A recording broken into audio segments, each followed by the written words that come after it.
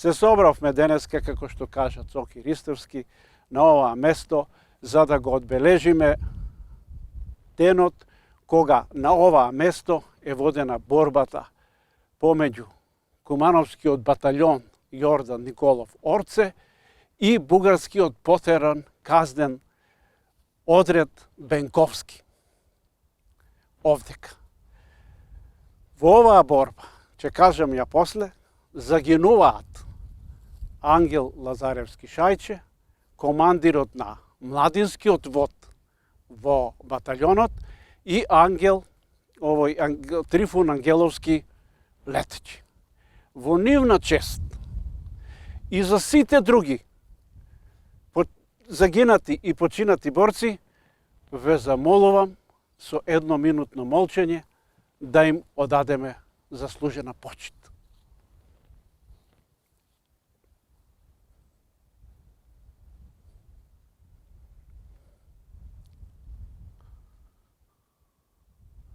Слава им и голема благодарност. Почитувани присутни, сега ќе кажам ја зошто дојде до оваа борба. Дојде од причина што на 1 декември 1943 година, 1943 година, тука во училиштето е формиран батальонот Јордан Николов Орце. Тоа не можеа да го смислат дека постои таква единица четниците на Дражо Михајловиќ, кои што добиваат од него задача да го уништат батальонот. Борбата што ја води четничкиот цел корпус со неколку нивни бригади се води на 10 декември 1943 година во Дренак, каде што четниците не успеваат да го уништат батальонот. Батальонот излегува како победник. Разбираат за тоа бугарските фашисти и тие пред нова година пуштаат летки на ова подрачје овдека со авион, летки, секоја машка глава од 18 години до 50 да се пријави во полициска станица за да го сопрат на тамошното движење народно-ослободително, ги собираат машките глави од оваа подрачје овдека северно од патот Куманово, Страцин, Паланка и источно од патот Куманово, Врање. Се тоа горе, и на српска територија и на ова овде Козјачи. Ги собираат и со сточни вагони од Монопол ги тераат во Бугарија за да работат таму за потребите на бугарската индустрија, трудоваци, на пруги и така натаму. Се за потреба на тие на бугарите. Откако тоа е пуштено, тргнува бугарски полк да се пресмета со батальонот од два правци. Едниот е Старо Нагоричино, Драгоманце, Жегляне, Малотино, вториот е од Војник, Макреш и во ширина на тие села што ги зафаќа Бајловце и да го најдат батальонот и да го уништат. Карпош е во дилема што да прави, дали да го напушта ова подрачје или не, меѓутоа донесува одлука дека ќе направиме маневр. Ќе ги гледаме нивните колони каде што одат, ние ќе се искачиме на највисокиот дел на Китка и ќе направиме маневр преку ова Длабочица, ќе се тргнеме од нивната зона на дејство и ќе поминеме во заднината. Така и станало. Така и станало. Батальонот, полкот бугарски прошол, направил 300 зулуми, направил тука стрелјање во Сувора на 10 недолжни селани, кого нашол претепал, тоа треба да го знае Каракачанов. Ама не знам дали го знае. Треба да го знае. Сега, прошол тука и стрелани има бугари, стрелани се македонци тука, разни плячки направени така натаму. Поминува полкот и оди Прокорчински, поминува на мостот и си оди во Кленике. И праќа во Куманово дека ние го очистивме теренот и нема воопшто шумкари, како што тие ги викале партизаните. Нема шумкари, слободно. Кога разбира за тоа, дека нема шумкари на ова подрачје, познатиот Бенковски, каснено потерен одред кој што бил специјално обучуван за тепање, специјално обучуван за насилство, кој што учествувал и во стрелањето на децата, младинците во ваташа, познат, сега он тргнал, чекај сега ние да го дисциплинираме малку населението, горе кое што го помага народно-ослободителното движење. Па си тргнале така малку послободно, без некое посебно обезбедување.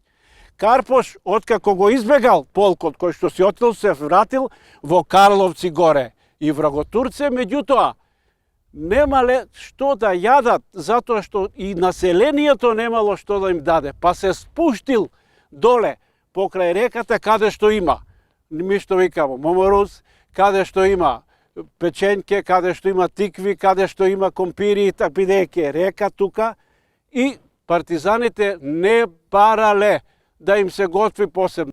Карпош не дозволил за цело време додека го водел баталјонот и предкоа одредот да биде изненаден, затоа што имал сојузници кои што го редовно од секое село информирале каде се движат бугарите. Тој добива известување дека се движи една колона полициски, овие бугарски фашистички полицајци, 60 луѓе, и што да правиме, Карпош го свикува штабот и донесува одлука дека мора оваа борба да се прифати и тука ќе ги победиме сигурно. Како ќе ги победиме? Ќе ги победиме со тоа што Карпош не бил воено обучуван, ама имал осет, имал големи командантски способности. Тој ја применил војната тактика каде што на вооружената борба, каде што заседата со опкружување дава резултат. Тој предложил на штабот. Ја ќе сум на средина, овдека со третата чета.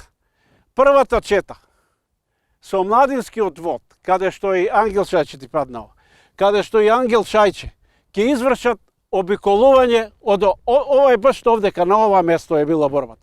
Ќе изврши обиколување од десната страна, ќе ја форсира реката Пчиња и ќе врши обиколување, а третата чета, која сум јас тука, втората чета ќе биде да изврши, да не се повлечат бугарите назад, да ги затвориме.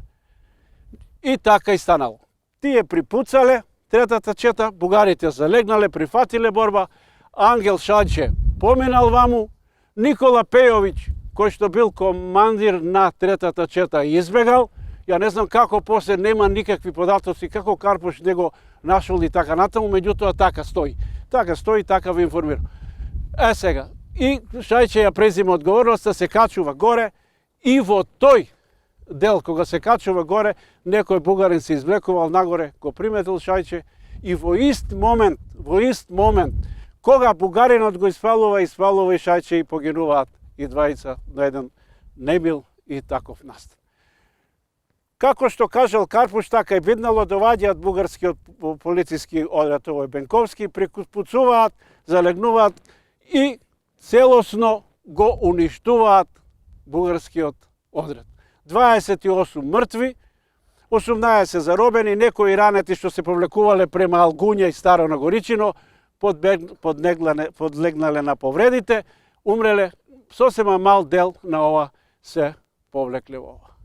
Од оваа борба, понатаму не се осудува непријателот бугарските фашисти да дојдат и да направат нешто на ова слободна територија. Ова е слободна територија, каде што мошне бргу после тоа се формира Трета македонска ударна бригада и се формира после и она во Прохорчински и се формира македонска држава, и со тоа сакам да за оваа борба толку да кажам. Меѓутоа, Сакам да кажам и нешто друго. А тоа друго е следново. Ние влеговме во НАТО, што е една множна позитивна работа. Правиме напор, нашето раководство, владата на Република Северна Македонија, да влезе во Европска Унија. Меѓутоа, на патот за да дојдеме до Европска Унија, не застана источниот сосед, кој што вели дека вие не може да влезете во Европска Унија, затоа што вие сте многу непријателски настроени према нас, не нарекувате фашисти, не нарекувате татари, а ние многу ве сакаме и ние секогаш сме биле со нас, со вас. Што воопшто не е точно. Тие се фашисти, нека земат и нека отворат прва страна од Втората светска војна и страните да ги видат кои се. Па нека видат они од која страна се биле. Ама не било тоа народот. Слушам ја професори одредени, не професори еминентни наши, не било тоа народот. Па народот се покажа во Југославија, во кралството, кога го урна пактот на Цветковиќ и Мачек со Хитлер. Каде беа нашите браќа бугари да го урнат пактот, што го направи тогашната нивна влада со германскиот окупатор и фашизмот германски. Тие го прифатија тој фашизам и дојдоа тука. Ние, од Сојузот на борците, сме тие кои што сме најповикани да кажеме дека и да ја кажеме вистината. А вистината е дека тие овдека дојдоа и го убија Боро Менков, ја убија Магдалена Антова, 14 октомври 1941 година, го убија Бајрам Шабани, го убија Наце Ивановски Буѓони, го убија Димче Ревица на 17 октомври 1941 година во Малотино, овие во Белановце, првите одреди. Па и кога видоа дека веќе војната ќе заврши, тие се губитници, тие продолжи и понатаму во пролетната офанзива, што ја спроведуваше пета нивна армија. Па кој го уби Панче Пешев во Кушкули на 5. јуни 1944 година? Кој ја уби Вера Трајковска Которка на Пониква на 11. јуни 1944 година? Кој го уби пред тоа Киро Фетак, 42 година во Прилепец? Вера Јоцич на 20. мај, на Лисец во Кратовско. Тоа треба Каракачанов да го види. Јас ова го знам од разговор со борци додека беа живи, не се стега тие живи. Нема делче од македонска држава каде што не е натопена со крв на наши млади луѓе кои загинаа за да наредните поколенија живеат. Кои се тие наредни поколенија? Ние сме тие наредни поколенија кои што ја уживаме оваа слобода. И треба да ја кажеме вистината. Зошто тој Каракачанов не го праша дедо му каде бил во 41 година и што работел?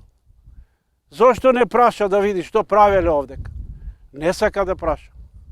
Затоа што, веројатно, не му одговара. Сега, тука имам ја малку една критична доза и до нашите, и до нашето раководство. Еве сега, се наоѓаме на споменикот. Што е овој споменик? Ајде да го видиме. Овде поменуваат луѓе за Србија, одат, него ќе си скрене и да прочита. Нема што да прочита. А пишувало некогаш. Пред 15 години ова го нема више. И апелираме ние од Сојуз на борците. И писмо пишувавме. Ама, имаме ние и локални самоуправи, кои што се задолжени за тоа. Имаме тие конзерваторски, како се викаат соки, конзерваторски центри, кои задолжени. Јас еднаш. Ја сменив плочата на спомен Костурница. Ја сменив. Меѓутоа, ќе ме затвореа, затоа што не сум смеел да дирам. Не смееш да се дират, ќе се нарушила автентичност на тој споменик. Па тогаш тие што треба да дираат, нека дираат они, ние нема да дираме, ама нека дираат и нека се напише ова. Да ги погледаме другите споменици, не ни го треба Каракачанов. Ние треба да ги руши. Ние сами си ги рушиме, што не е добро. На тоа треба посебно да се води сметката. На крајот, завршувам. Сметам дека владата на Република Северна Македонија ќе покаже мудрост, дипломатска одговорност према народот македонски и ќе повлече потези кои што во никој случај не треба да бидат на штета на македонскиот народ. Можам само тоа да им порачам. Нашата желба за Европска Унија е тука. Ние сите сакаме да влеземе во Европска Унија. Меѓутоа Европската Унија не сака. Ако не сака, тогаш ајде да превземеме мерки за да Европа ја донесеме кај нас. Да го зголемиме животниот стандард, да обезбедиме работа за сите, да обезбедиме основни услови, затоа што сите кога одат на избори велат за сите, слобода за сите, права за сите, живот за сите. Меѓутоа, тоа не го чувствуваме. Мора ние да бидеме и во нашето држава европски да почнеме да се однесуваме. Тогаш Европа ќе свати и веројатно ќе што поскоро ќе не прими, бидејќи сега вака како што е, не знам каде би дошли. Да повторам само дека владата на Република Северна Македонија сметам дека мора да повлече мудри потези кои што не треба во никој случај да бидат на штета на македонскиот народ. Бидејќи е доста овој народ напатен и намачен низ неговата историја што ја сите знаеме. Ќе се видиме на 7 февруари за Христијан Теодоровски Карпуш, ќе се видиме на 26 за формирање на Трета Македонска во Жеглјане.